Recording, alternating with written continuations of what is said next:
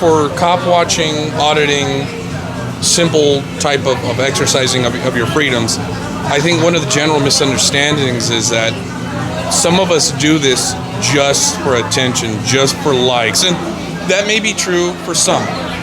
But for the genuine ones who really want to see a change in community and have made changes, the general misconception is that people do this for the likes. But if I did this just for the likes, the hell that I've gone through just for some likes would probably make me the most insane person on earth, because you'd have to be crazy to want to spend 1 hour in a county lockup.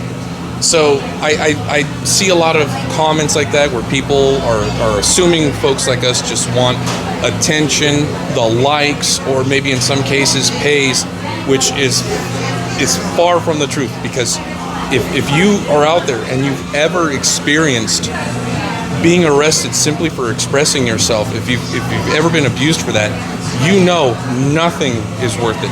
You couldn't pay me $1 million to spend 5 months in solitary confinement. I would say, heck no. Go on with something else. So I think when people, especially folks who don't have a basic understanding of freedom, it's understandable why they would think that, because through time we're taught to obey authority, show them respect. They're assuming that when you express yourself or show or assert some type of resistance about your behavior or your conduct, they assume you're just trying to start fights, and that's just not the case. So that's one thing that bothers me when I read comments on other YouTube channels, when I see comments on even your channel. I've looked at comments and I see people about the things they say. My channel, a lot of folks. And that's one of the things I wish more people would see. If they think we're extreme, if they think we're a pain, they should go see what our founders did. See how much of a pain they were for the crown. See the things that they did, not paying their taxes, smuggling tea. They smuggled tea. Like, that's how, most people would say to them today, well, why not just pay the tea tax? It's just tea. It goes further. It goes beyond that. The basic principle of liberty is universal. So the basic mind won't understand that. So I can see where those comments come from. And this is why, folks, I myself and many others really do appreciate this man right here, because he says things that we don't really hear other activists talking about, auditors, stuff like that. A lot of the stuff that we see is kind of repetitive, and but Joshua Martinez, he kind of gets it. He understands it. And there's people like Presson who truly remember him, and he's like, when I told him I was gonna interview him, he's like, yeah. And so I think it's cool, man, that you do know these things and you speak on these things, because like I say, not very many of us hear that type of stuff being said in this community. That's badass, bro. Well, it's about another thing. It's about lighting the flame of liberty, one heart at a time. Sometimes it's difficult when you're talking to a status, but you got to be patient. You got to remember, lighting the flame of liberty, one heart at a time. And if you can remember it like that, it becomes easier to talk to these people. What is the difference between a statist and a voluntarist? A lot of people don't know this, but you seem to grasp this concept. Well, my definition will probably be different than everybody else's. But a statist, I think, unfortunately, is more relaxed in the comfortable slavery that they live under. That they don't want to ruffle any feathers. They're comfortable with the small amount of freedoms or privileges that they're granted. Whether it be voting or freedom of speech, the freedom of religion, those basic things, they're okay with it. And there's more. It's more complex. There's sub-layers within the definition of a statist. I can go on, but I'll probably offend a lot of people. But a voluntarist, someone who I don't know what to consider myself. I just believe that I'm a man. That's it. I don't like titles anymore. I used to call myself a libertarian. But I think someone who lives under the voluntary rule believes in the right to contract with one another. If you and your neighbor agree to something and the handshake is done, you have the right to exclude anyone from that arrangement, from that agreement, even the government. Yes, there's some clauses in there that you have to read, which is why it's important to read the contract. So if I tell you, I want you to paint the house that my dog sleeps in, and I'm going to give you $100, you would say, yeah, absolutely, let's go. I'll paint your dog's house. We go around the corner and you see it's a 3-story mansion. It's like, well, you signed, you're in a contract. So there are some pros and cons to it. But the responsibility in the voluntary type system falls on the person making the agreement.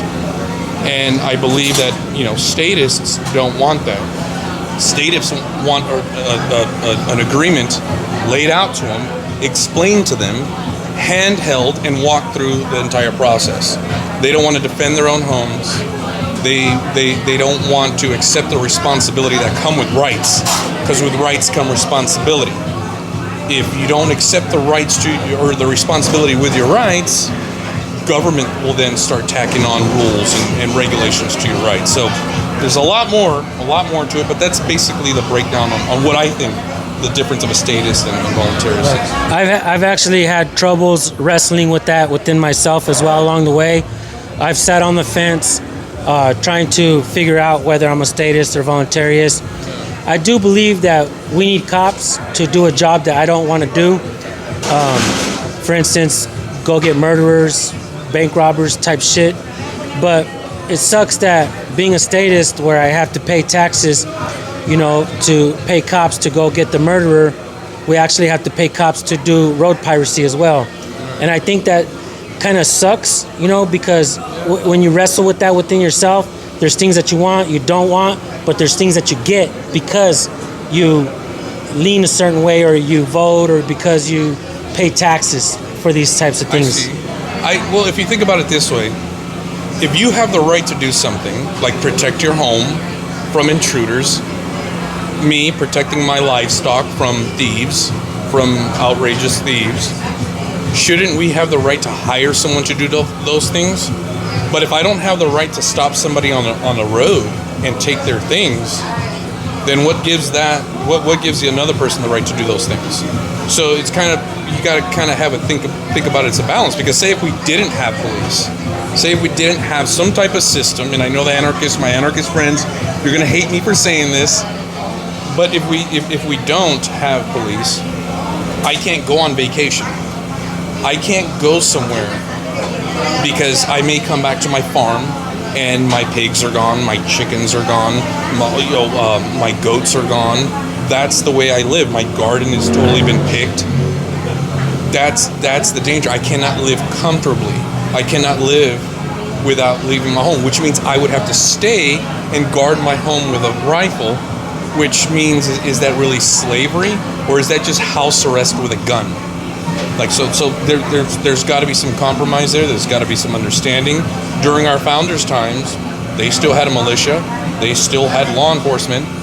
And I think if as long as we can understand that law enforcement is basically there to protect private property rights and not to punish our neighbors for living a certain lifestyle we disagree with, then things can be okay. Then things can be better. We have a mutual friend, Jason Bassler, from Police to Police.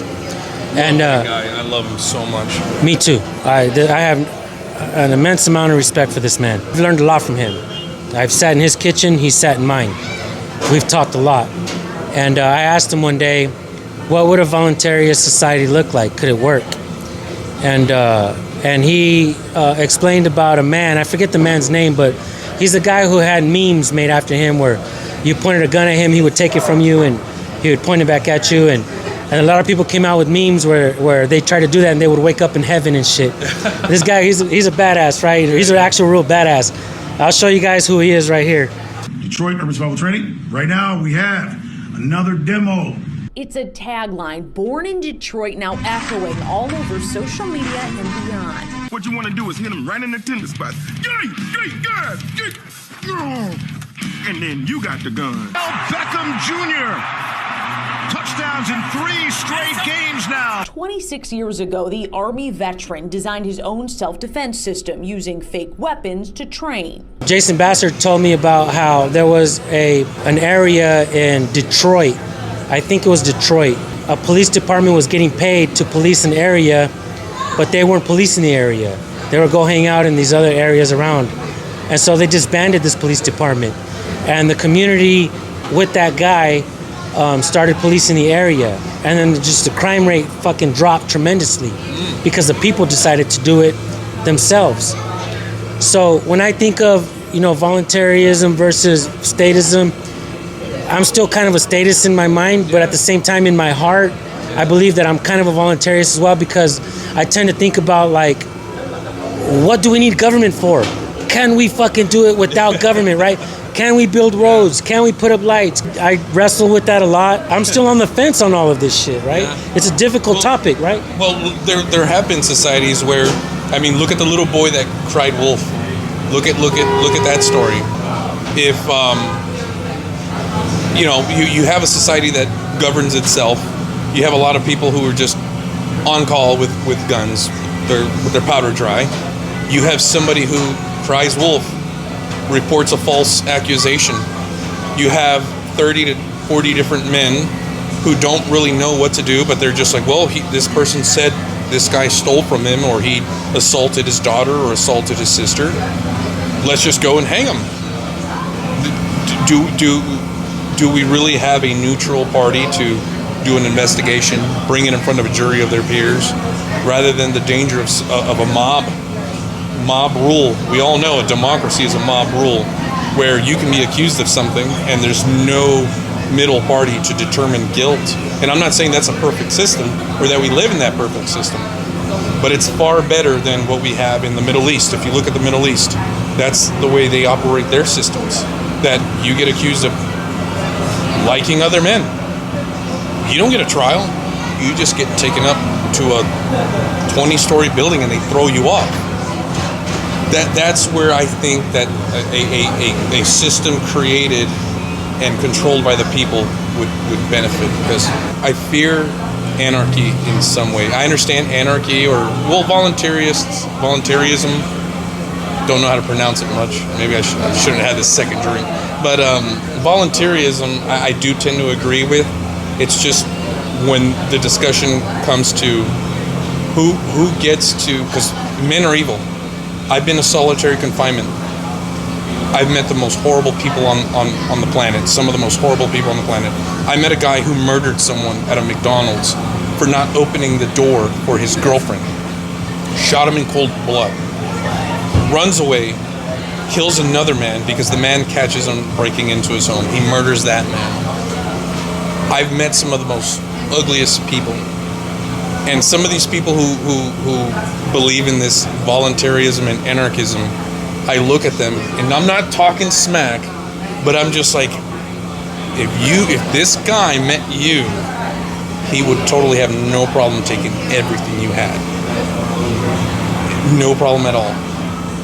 But a lot of times people can't defend themselves. If good thing that he was caught. I'm glad he was caught. I talked to him. We were in the cell next door to each other. I talked to him, and I'm glad he was caught. But in another way, in another system, could people have caught him? Would people have gone after the wrong guy and punished the wrong guy for his crimes? That's where I kind of lose the whole ideology of anarchy. There's like good and bad in both, right? Yeah, a lot. Like a balance, maybe? Like kind of like Democrats and Republicans? Democrats and Republicans, I think, are the biggest crooks of them all, because they have the real WMD, the weapon of mass distraction. and that is really scary, because then when you they're only in power because of the statists. Right. The statists are falling for it. Voluntarists and I don't even know if I'm saying it right, but anarchists, they all have the right idea. But just like I said earlier, a lot of my customers that buy off of me, I sell farm products now. They understand it. They understand freedom. They understand the crookedness and the corruption. But then when they ask me why I do certain things the way I do on my farm, and it's because you don't vote. You refuse to vote. That's why it's so hard to sell you my farm products, because of the bureaucracy. They suggested a law, nobody showed up to oppose it. Now I'm bound by law. Yeah, I can sell it to you. Yeah, I can be an anarchist and say screw it, but I've done that before. And look what it led me to. Look what it led to. So I understand where it all comes from, but when you look at the downfall of our society, of our country, it's because of the two-party system, Democrat or Republican. That's not much of an option, and I think that's why we need more options. That's like me telling you, you can have any car you want, any color you want, as long as it's black. That's not much of an option, and that's what we're with. Yeah, and that's all we're left with. That's all we're left with. So I get it. I know a lot of my anarchist friends are probably going to jump on me about this. I talk to a lot of voluntarists and statists as well, and I have come to the same conclusion every time: is there's good and bad in both. Yeah. Maybe more should try to find some kind of common ground along the way. Yeah. All right, guys, that does it for part 2 of my interview with Joshua Martinez, a cop watch and auditing legend. You guys can go to my website, recordpolicenow.tv, and check out the full interview. You'll have to subscribe, but if not, you can just wait, subscribe to my YouTube channel, hit the bell, and I'll be uploading the full interview soon. Thank you guys for watching. I hope you appreciated it.